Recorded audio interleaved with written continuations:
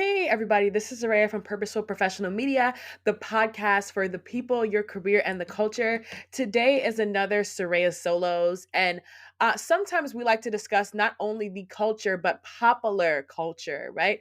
Pop culture is so influential, and it really is. I feel like it's the gateway to a lot of our own experiences. We can look at celebrities, we can look at celebrity culture, especially celebrity career and workplace culture, and understand a lot about, what's going on in our own workplaces, in our own situations, in our own professional lives. So today I'm going to talk about a particular situation that has been trending for a while. And I'm going to ask you all a question before I introduce the situation. And my first question to you all as the audience is, like, if your boss is also your coworker, how should you treat this person? If your boss is also your coworker and your friend, right? Let's go a little bit further. How should you treat this person? So, we have a particular situation sometimes, especially in creative fields, where your boss works alongside you directly, not necessarily, reporting up, but they are a member of the creative team and they're also your friend. So, you are also key together, right? There is not just a leadership thing happening, but there's also a friendship happening. And this is the whole point of, like, people in work talk about like horizontal, vertical. Like sometimes it's vertical, sometimes it's above me now, right? Like this boss is above me and there's somebody that I have to listen to. Or other times it's a vertical relationship where, that my boss is like really humble, a servant leader. They work alongside the team. They don't lead from the front, they lead alongside us. And then some people have these bosses that are like super hands off, where it's like, I lead from the back. I don't necessarily do that much. And it's one of those things where I always ask myself that, like, when the lines are blurred between boss, coworker, creative collaborator, and friend, what happens? I think it might be hard, right, to enforce that sense of hierarchy when these lines are blurred. Personally, I think that I've never really been a boss. I don't have that experience, but I do have leadership experience. It can be very tough to be a leader, especially as a Black woman leader, because one of the things that you're constantly balancing is, on one hand, I have to be that girl in the workplace, right? People have to like me enough to want me to be their leader. But on the other hand, I have to be someone who can get things done and can command respect. So you're constantly balancing this likability and competence thing. And I think in this particular situation with these two women, right, Issa Rae and Amanda Seales, I do think that that is a part of what happened between them. So just to kind of give you all some context, there has been a lot of drama between both of them. I think it started years ago when Amanda Seales accused Issa Rae's publicist of making her not be invited to a Black Emmy party or be thrown out of a Black Emmy party, right? So she wasn't invited, or she was thrown out. There was some situation regarding a Black Emmy party. And after that, what happened was a huge fallout. Basically, years and years and years of built up, I guess we could say, tension. And most recently, Issa Rae spoke out publicly and said, she doesn't want to work with people who talk crap about her. She has that right. Amanda Seales essentially responded the other day to continue this years old situation that started on the set of Insecure.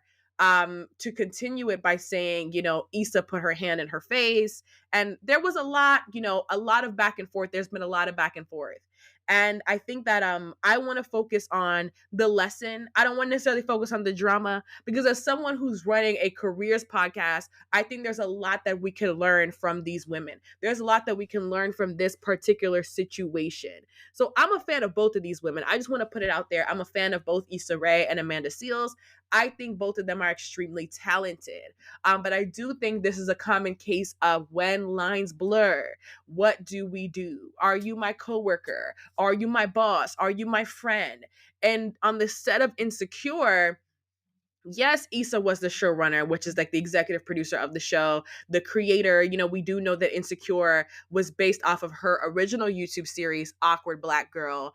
But she also was an actor on the set. And we can see, we see her parties. She also is very much friends with the cast. Even with her movie, One of Them Days, the new movie that was released, I believe she was a producer on that with SZA and Kiki Palmer. It's very much giving Friends. It was giving the trio, Three Musketeers. I see them always together in interviews. So it seems like her leadership style as an introvert is very, very collaborative. Like she wants to not only be the leader, but feel like she's a part of something. So I want to talk at depth about leadership styles and these sort of relationships, right? And I want to learn, right? I want us to learn together about how we can manage the lines between leadership and friendship, especially in creative careers, right? There is a need for boundaries. There are needs, right? We have needs and we have some needs for some boundaries, okay? We do need boundaries. And I think that I want to explore a little bit of that and also share my own experience having to navigate that likability, right, versus competence that I think a lot of leaders, especially women leaders, have to navigate. Okay, y'all, so let's break down the working relationship between Amanda Seales and Issa Rae through the lens of people, career, and culture. So first, I want to talk about the people factor. One thing we like to do at this podcast is we like to talk about who you are as a person. And I think the first piece of evidence that we have is that these women are both very, very, very different. We could say Amanda is fiery, outspoken, and she's extroverted. Like she is a big extrovert. She gives me big energy vibes. I don't know if you all know that song by Mariah Carey and Lotto. Got that big, big energy. She got that big, big energy. And she's a commentator, comedian, and activist. And I think that when you do have that type of energy, because I'm very similar, people can often misconstrue your intentions a lot, but also sometimes positions of subordination are difficult. So we have this dynamic where Amanda Seales is the employee of Issa Rae. She's gone on Club Shay Shay and said that. She's gone on her own content platforms and said that Issa was her boss. However, I think when you have an extroverted, outgoing subordinate, right? Someone whose energy and presence fills the room as an introvert, which I believe Issa Rae is, and people would say, introvert, come on now. She created a whole series called Awkward Black Girl, and her character, Issa D on Insecure, might have been a little bit, how would I say this? Might have been a little bit more extroverted than she really is, because it's very common for actors to play characters that are more extroverted than they are. Issa's depth in storytelling, even the things she comes up with, lets me know she's an introvert, right? She thinks very critically about the moves that she makes. And she's spoken at length about being an introvert. And y'all got to read books like Quiet to really understand the powers of introverts. She has a lot of the skills and strengths of introverts, the deep focus, the creative bent, the observational humor that she has. I mean, like, come on, she named her show Awkward Black Girl. Yeah, she's an introvert, okay? And I do think that she is very different from Amanda. So there's like yin and yang. And it brings us to this question of like, what happens when you manage people who are different from you personality wise? You might be more introverted, and this person that you're managing might be more extroverted, right? I think Issa has a very lighthearted demeanor, but still be about her business. And the reason why I can say that is because I do see myself, I have that side where I'm like strategic, trying to get things done, trying to be a deep thinker. But I also have that Amanda Seales side where I'm just like, let me just tell you how I feel. I'm gonna just rat it out and talk my truth and da da da da da. So I'm definitely both, so I can see from both, right? But I definitely think that one lesson that we can learn from this whole situation on a people side is that it can be difficult for people of different personality types to work effectively together, especially when there's a leadership element involved. Talk to any industrial organizational psychologist, they would say the same thing, right? It can be very difficult for people of different personality types to work together. Like we're still learning as a society about the power of introverted leadership. Part of why I think these women had so much tension is because of this dichotomy where Amanda is an extrovert, right? They tend to be in charge. She has a natural leadership presence. There's some people who have a leadership presence in spite of not being the formal leader or not not. And she is one of those people, right? And Issa is more introverted and strategic. So they definitely go about things very, very different. I remember I looked on TikTok and somebody said they have the same goals, but Amanda's Malcolm X and Issa's Martin Luther King. And that was just genius to the TikToker who came up with that. Yes, I'm cheering you on because that was a genius analogy. I agree, right? So when these roles are reversed, when the leader is more introverted and the subordinate is more extroverted, and then we have these lines blurred between friendship and creative collaboration, and we have to kind of work together, but you kind of are my boss. It creates a weird employment cocktail that can cause this sort of relationship to go awry. I think there were expectations on both ends that weren't met. I think there were expectations that both women had that weren't met. And I think one of the things that we know about in the workforce is that extroverts tend to extrovert. They're going to tell you how they feel. They're going to have diarrhea of the mouth at times. I'm one of them, right? They're going to make you feel a type of way. But someone who's an introvert, they might not necessarily not care about you, but they have to process longer. They can't necessarily give you the quick response. There might be a lot more on their mind. So I think because of personality types, both women kind of struggle to find that middle ground. But I also want to talk about the leadership element a bit more. And for our career section, we're going to ask ourselves this question, right? Should your boss also be your friend? And if anybody's been in that sort of situation where their boss has been their friend, I would love to hear from you because I think that might be at the core of why their friendship, working relationship, etc., broke down, right? A CNBC business coach said that your boss should not be your friend. Amanda has been very vocal about her friendship with Issa. I even remember watching Amanda and Issa on her Small Doses podcast when I was in college, and I'm 3 years out of college now, so that was a little bit of a while back. But I remember thinking, that they were friends, that they were cordial, that they got along. But I also do think, tensions can arise when someone expects friendship treatment in a business setting. A lot of the disappointment, I think that Amanda Seales especially has made public on different platforms has been over this lack of protection that she feels she received from Issa. She feels like she didn't receive enough protection. And I'm speaking about this just objectively because I don't know the situation. But what I do know is that sometimes people feel as if they need or deserve special treatment at work due to the friendship they have outside of work. And like I said, the culture of Insecure, the culture of Hooray Media, might be to have this sort of collegiate culture, have this sort of friendship culture where everybody gets along and, kikis and laughs and we hang out outside of work. But I still think I talked about boundaries, right? There still needs to be a time and a moment where the boss hat is put on and people understand that those decisions are a leadership decision versus a personal decision, right? Out of a group of Australians surveyed, 70% said that they aren't friends with their boss. And I want to ask this question of like, are creative industries different from the norm, right? Because the increasingly collaborative nature of the work makes it sometimes close to impossible for a clear hierarchy to form. Like, yes, Issa's the boss, but Issa's also the one that you're acting in these scenes with, right? Issa's also the one that you are laughing with, because I can only imagine like on a show like Insecure, like we're laughing out loud at a lot of stuff. We're laughing and we're having fun, and it's a vibe. It's a vibe. It's shot in California, Los Angeles. It's a whole vibe, and I guarantee you there were a lot of comedic moments, and I think these moments bond people. Like, one thing I hear all the time about the entertainment industry is that on set you become like a family. There's a bond there. There is a relationship there. And I think that there's this impossibility sometimes for a clear hierarchy to form, even if she's a showrunner, because she's also involved in the creative process. So it begs the question of like, how can these boundaries exist if you are also friends and you are the boss? I think that you can be friends with your boss, but there needs to be moments of delineation. You and the boss have to learn when there are things that are personal. Hey, this is a personal decision, a business decision.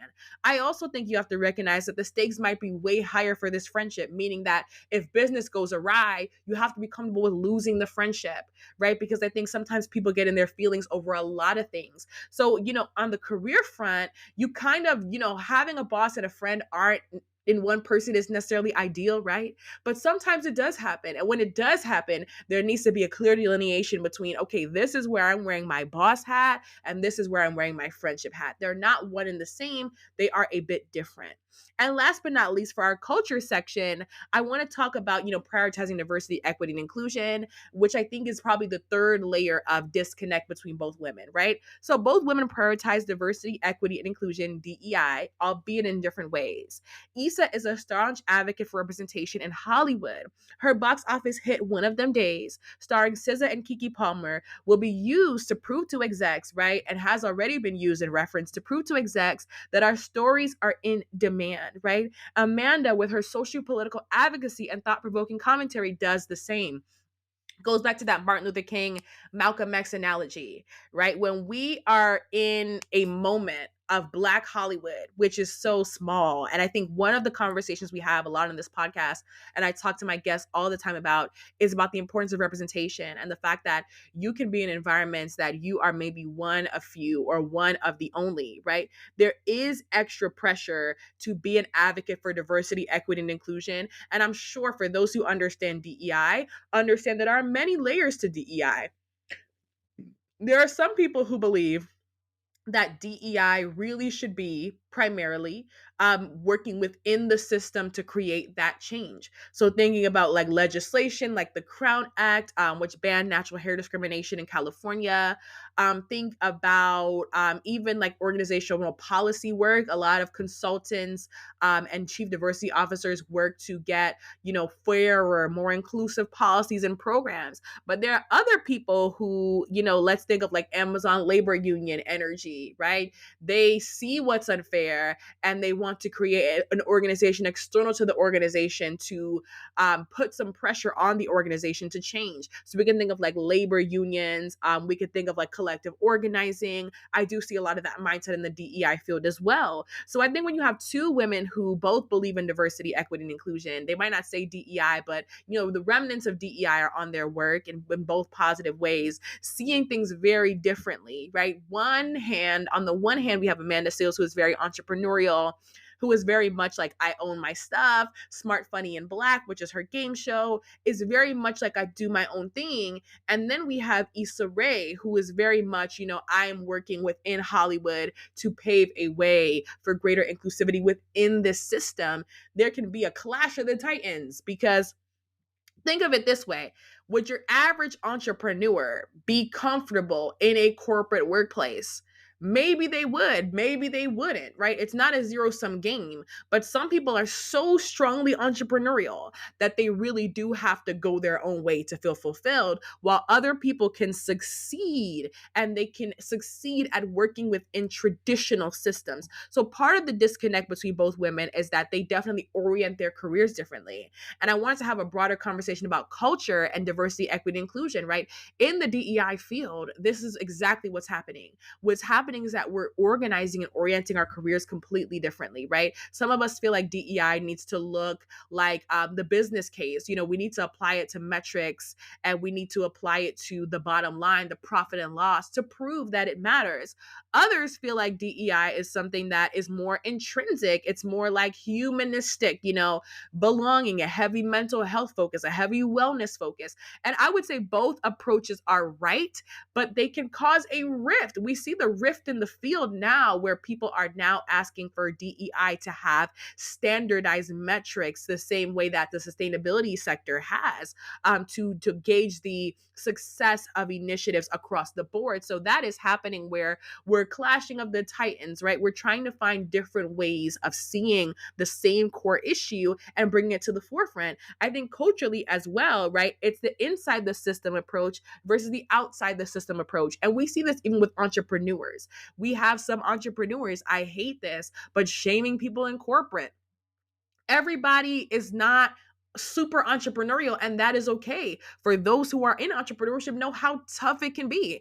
And also, most people do the smart thing. They bridge both worlds until one world is doing well enough that they can leave the other, right? So I know a lot of people who dabble in corporate and entrepreneurship with their goal to make their side thing their main thing. That's the smart way to do it. Everyone is not going to be a brave heart risk taker. I think everybody doesn't have that spirit, and that's okay. But I do see a lot of this cultural divide between people who, have taken more risk to do things independently versus those who they think have done things in independent systems. Well, newsflash, we need both. We need everybody. We need those who work within the system to advocate within the system, and we need those who work outside of it to advocate outside of it. And I think that's one of the major breakdowns between both of these women. It's an ideological breakdown.